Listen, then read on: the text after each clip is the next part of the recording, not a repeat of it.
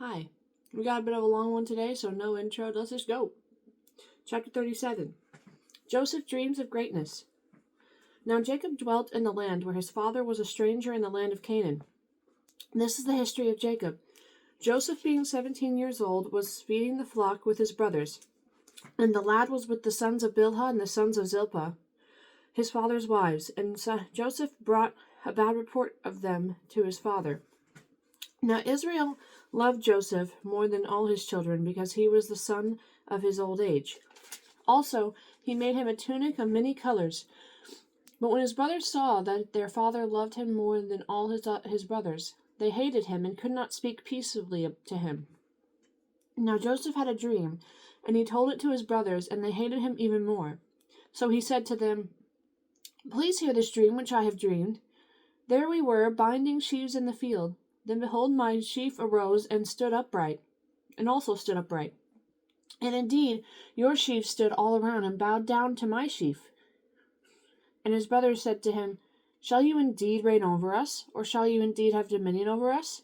So they hated him even more for his dreams and for his words. Then he dreamed still another dream, and told it to his brothers, and said, "Look, I have dreamed another dream, and this time the sun, the moon, and the 11 stars bowed down to me."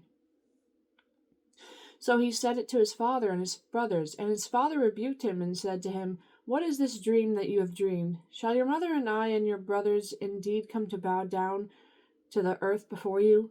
And his brothers envied him, but his father kept the matter in mind. Joseph sold by his brothers. Verse 12. Then his brothers went to feed their father's flock in Shechem, and Israel said to Joseph, "Are not your brothers feeding the flock in Shechem? Come, I will send you to them." So he said to him, "Here I am." Then he said to him, "Please go and see if it is well with your brothers and well with the flocks, and bring back word to me." So he sent him out of the valley of Hebron and went to Shechem. Now a certain man found him, and there he was, wandering in the field, and the man asked him, saying, "What are you seeking?" So he said, "I am seeking my brothers. Please tell me where they are feeding their flocks." And the man said, "They have departed from here, for I heard them say, 'Let us go to Dothan.'" So Joseph went after his brothers and found them in Dothan. Now when they saw him afar off, even before he came near them, they conspired against him to kill him. And then they said to one another, "Look, this dreamer is coming. Come, therefore, let us now kill him and cast him into some pit, and we shall say, 'Some wild beast has devoured him.' We shall see what will become of his dreams." But Reuben heard it, and he delivered him out of their hands, and said, "Let us not kill him." And Reuben said to them, "Shed no blood, but cast him into this pit which is in the wilderness, and do not lay a hand on him, that he might deliver him out of their hands, and bring him back to his father." So it came to pass, when Joseph had come to his brothers, that they stripped Joseph of his tunic, the tunic of many colors that was on him. Then they took him and cast him into a pit, and the pit was empty, there was no water in it.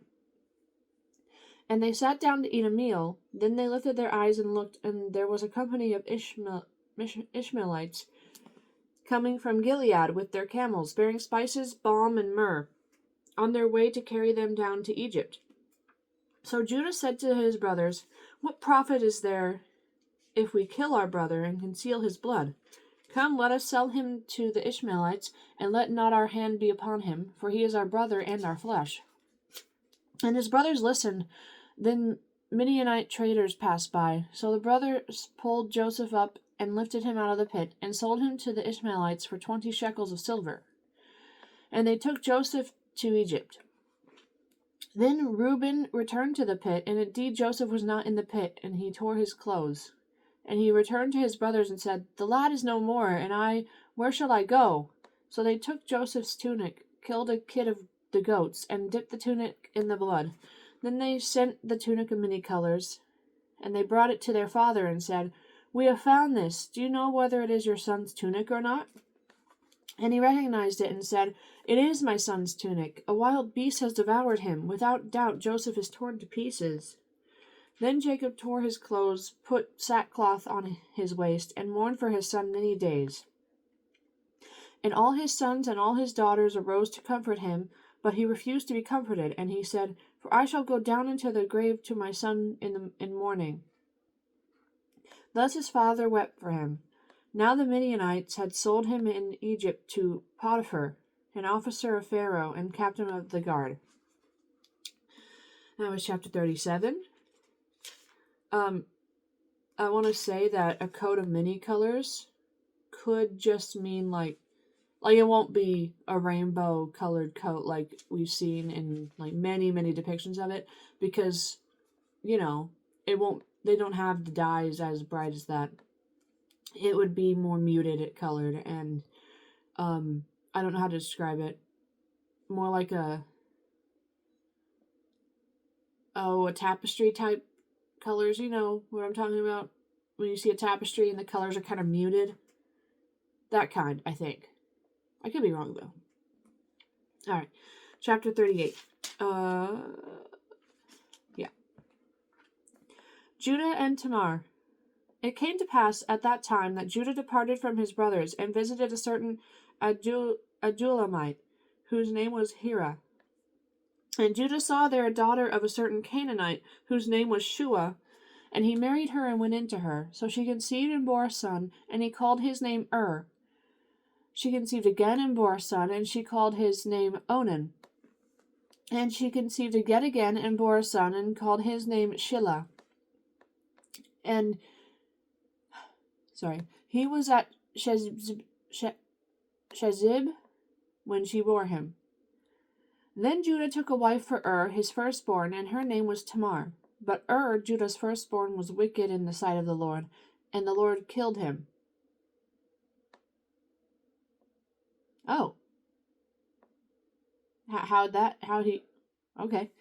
And Judah said to Onan, Go into your brother's wife and marry her, and raise up an heir to your brother.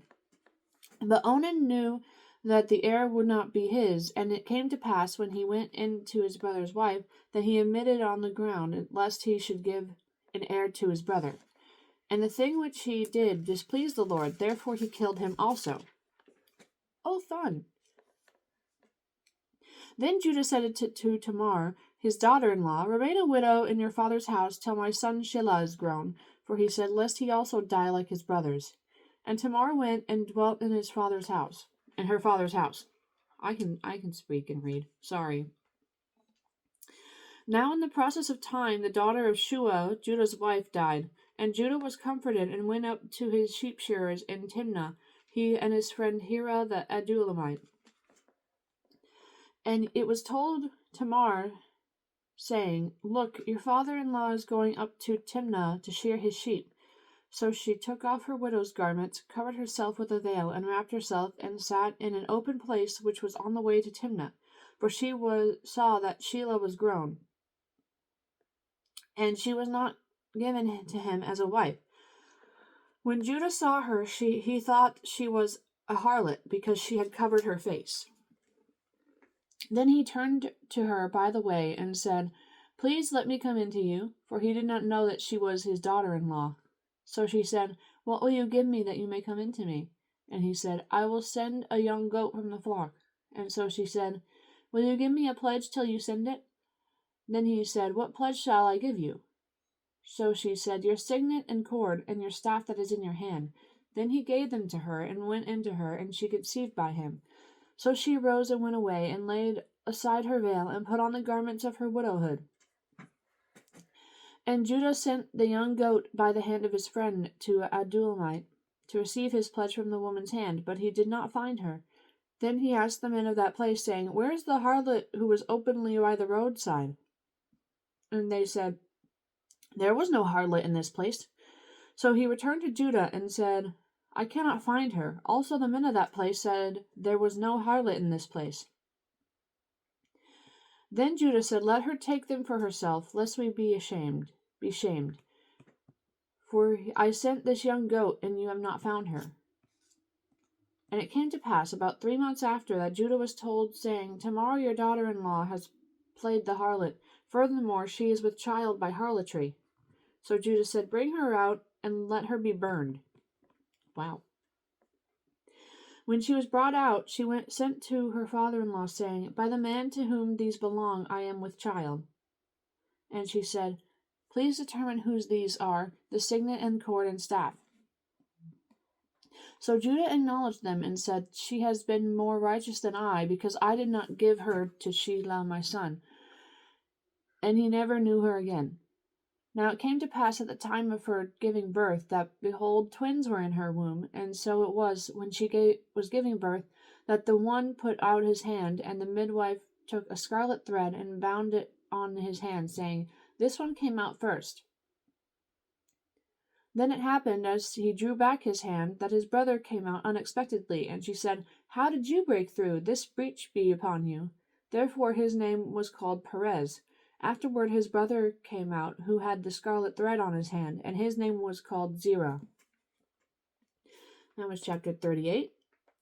I don't remember reading that in church or anything. That 39. Joseph, a slave in Egypt.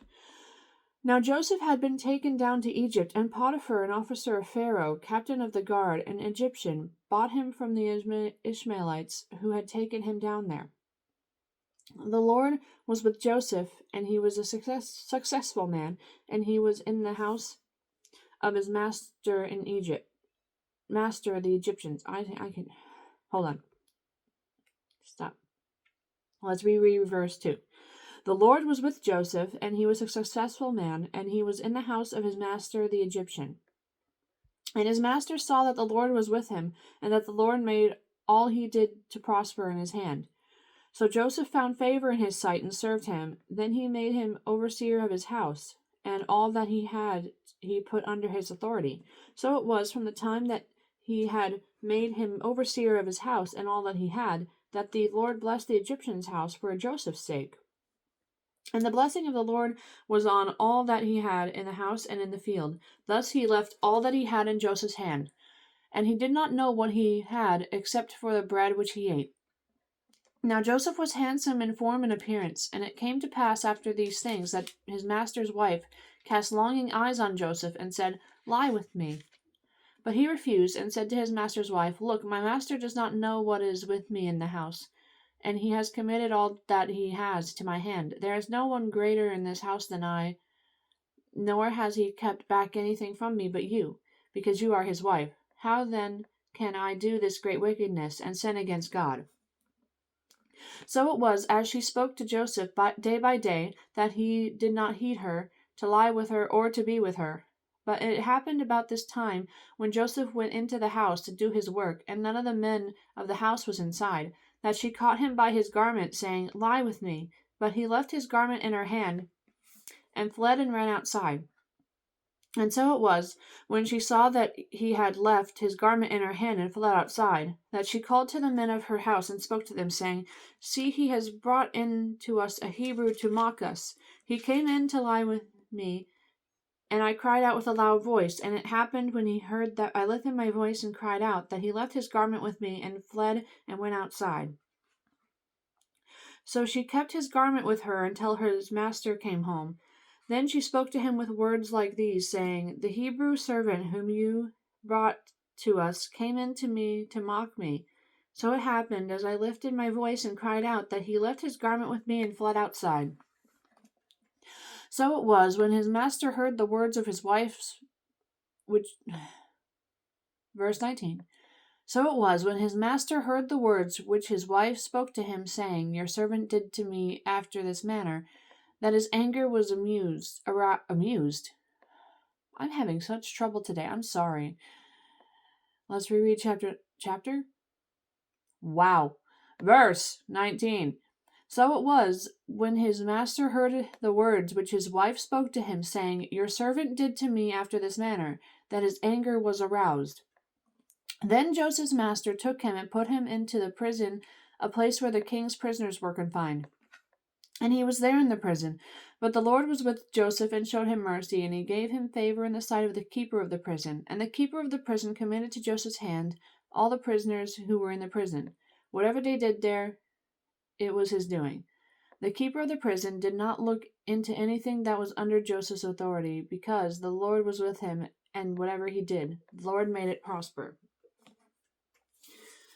Okay, that was the 3 chapters of today, 36, 37, 37, 38, and 39. I'm having so many problems today. I'm having trouble reading, having trouble counting. Goodness. Okay. I was really looking forward to getting to Joseph's part because that's one of the main stories you're told. Didn't know about the whole thing with Judah and I already forgot the woman's name. That's crazy. I need to reread that. I will actually reread that because yeah, that's really good. 1 second. This is the kitty cat. He is a kitty cat. We all love kitty cats. His name is Michi Slab. I love him.